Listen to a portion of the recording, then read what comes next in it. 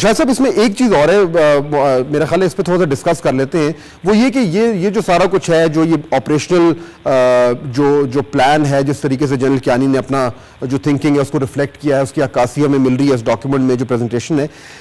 مجھے یہ لگ رہا ہے کہ جو انڈیا پہ وہ لائن لے رہے ہیں ہاکش ہے، جس طریقے سے وہ کہہ رہے ہیں کہ کیا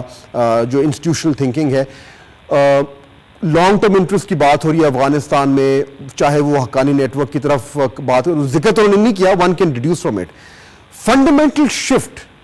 کہ جی نان اسٹیٹ ایکٹرز کو استعمال نہیں کریں گے، انڈیا سے دوستی کریں گے وغیرہ وغیرہ، فنڈامنٹل شفٹ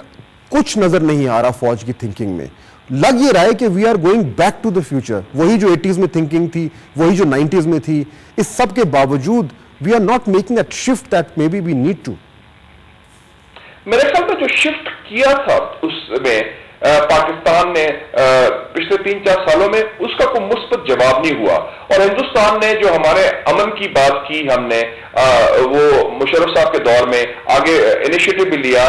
کچھ لچک بھی دکھائی، اس کا جواب بالکل نہیں آیا. اس کا جواب دیا جنرل دیپک کپور نے وتھ کولڈ سٹارٹ کہ ہم 2 دفعہ ممالک کو جارحیت کر کے قبضہ کر کے ہم جنگ جیت جائیں گے اور آپ کچھ نہیں کر سکیں گے. تو میرے خیال میں یہ جو جنرل کیانی نے کہا ہے،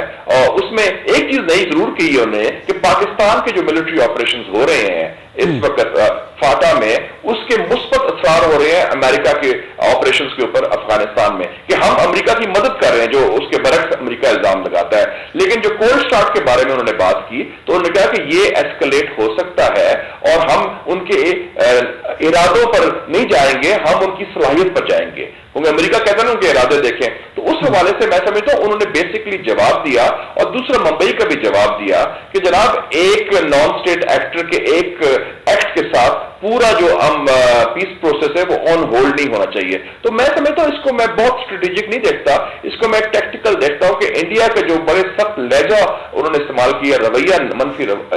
کیا ہے، اس کا ان کا جواب دینا انہوں نے مناسب سمجھا. تو اوور آل انہوں نے ایک اور لنکیج بھی کر دیا ہے بیسکلی کہ ایک سیکورٹی سچویشن کو انہوں نے دیکھا کہ پاکستان، انڈیا، افغانستان ایک انوائرمنٹ ہے، اور اس کو کمپارٹمنٹلائز نہیں کر سکتے کہ آپ ہندوستان کو علیحدہ کر دیں اور افغانستان کو علیحدہ کر دیں، کہ ایک طرف امن ہو اور دوسری طرف ٹینشن ہو، یہ نہیں ممکن. ٹھیک ہے، we down to the final minute میں. شاید صاحب فائنل کوسچن،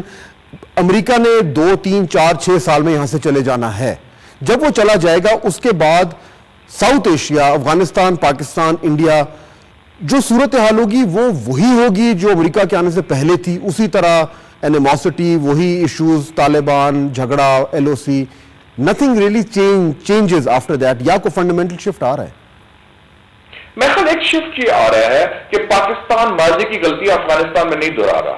دوسری بات ہے کہ صورتحال پاکستان کے حق میں علاقائی جا رہی ہے کہ چین کا کردار ابھرتا ہوا نظر آ رہا ہے، خاص طور پہ افغانستان کے اندر، اور ایک استحکام کا. اور تیسرا یہ ہے کہ میرے خیال میں ہندوستان کو بھی اب سمجھ آ گئی ہے کہ کچھ ریڈ لائنز ہیں وہ کراس نہیں کر سکتا، اور میں سمجھتا ہوں کہ امریکہ بھی ان کو دباؤ ڈالے گا جانے سے پہلے کہ کچھ رولز آف دا گیم بنا لے. تو میں پر امید ہوں کہ یہ ماضی کی غلطیاں نہیں دہرائیں گے اور کچھ حالات بہتر ہوں گے، لیکن مجموعی صورتحال پاکستان کے حق میں جا رہی ہے. آپ اس کو کیسے فائدہ اٹھانا ہے، یہ ہمارے لیے ایک بڑا چیلنج ہے. ٹھیک ہے، یہی ہمارے لیے سب سے بڑا چیلنج ہے. مشاہد حسین صاحب، بہت شکریہ ہم سے بات کرنے کا. اسپیشل پروگرام ہمارا how is General Kiani thinking, کوشش ہم نے یہ کی کہ وہ انفارمیشن جو ان کے پاس ہے، جو انہوں نے پریزنٹ کی ہے، وہ آپ کے سامنے لائیں تاکہ آپ کو بھی اندازہ ہو کہ فوج میں کیا کیلکولیشن ہے، کیسے وہ دیکھ رہے ہیں اس ساری صورتحال کو، اور جو ان کی اسٹریٹجک پلاننگ ہے وہ کس طرح کی انالیسس کی، کس طرح کے تجزیے کی بنیاد پر ہو رہی ہے. یہ فیکٹ ہے کہ میجر پلاننگ وہیں پہ ہو رہی ہے. انفارچونیٹلی سویلین گورنمنٹ وہ رول نہیں ادا کر رہی جو کہ اس کو کرنا چاہیے. قصور کس کا ہے، یہ موضوع کسی اور دن ڈسکس کریں گے. فی الحال فہد حسن کو اجازت دیجیے، خدا حافظ.